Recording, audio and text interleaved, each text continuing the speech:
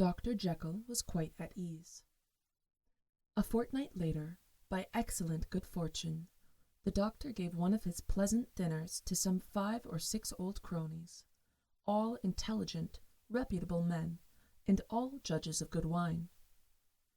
And Mr. Utterson so contrived that he remained behind after the others had departed.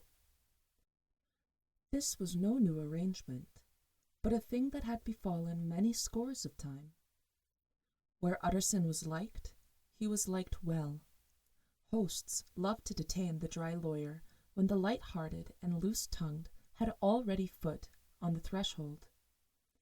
They liked to sit awhile in his unobtrusive company, practicing for solitude, sobering their minds in the man's rich silence after the expense and strain of gaiety. To this rule, Dr. Jekyll was no exception, and as he now sat on the opposite side of the fire, a large, well-made, smooth-faced man of 50, with something of a slyish cast perhaps, but every mark of capacity and kindness, you could see by his looks that he cherished for Mr. Utterson a sincere and warm affection. "I have been wanting to speak to you, Jekyll," began the latter. "You know that will of yours?" A close observer might have gathered that the topic was distasteful, but the doctor carried it off gaily.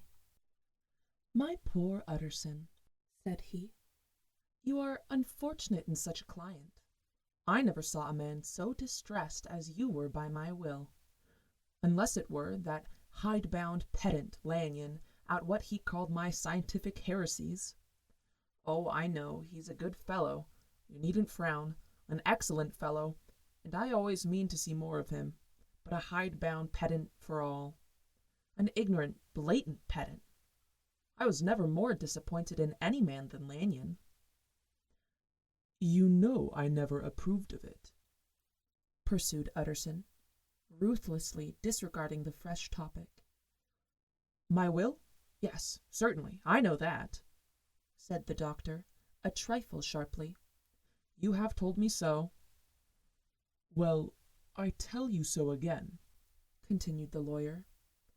"I have been learning something of young Hyde." The large, handsome face of Dr. Jekyll grew pale to the very lips, and there came a blackness about his eyes. "I do not care to hear more," said he. "This is a matter I thought we had agreed to drop." "What I heard was abominable," said Utterson. "It can make no change. You do not understand my position," returned the doctor, with a certain incoherency of manner. "I am painfully situated, Utterson. My position is a very strange one. It is one of those affairs that cannot be mended by talking." "Jekyll," said Utterson, "you know me. I am a man to be trusted. Make a clean breast of this in confidence, and I make no doubt I can get you out of it." "My good Utterson," said the doctor, "this is very good of you. This is downright good of you, and I cannot find the words to thank you in. I believe you fully.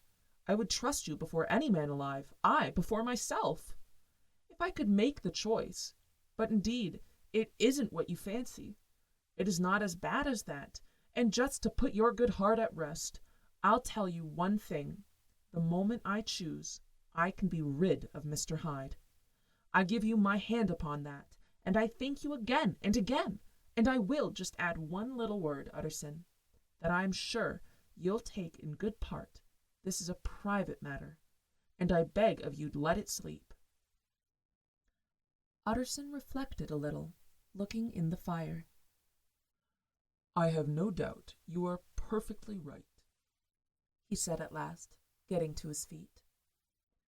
"Well, but since we have touched upon this business, and for the last time, I hope," continued the doctor, "there is one point I should like you to understand.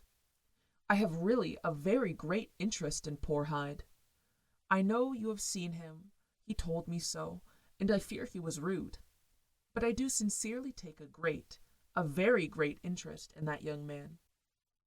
And if I am taken away, Utterson, I wish you to promise me that you will bear with him and get his rights for him.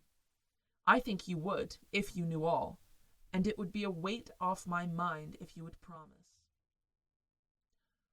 I can't pretend that I shall ever like him, said the lawyer. I don't ask that, pleaded Jekyll, laying his hand upon the other's arm. I only ask for justice. I only ask you to help him for my sake when I am no longer here. Utterson heaved an irrepressible sigh. Well, said he, I promise.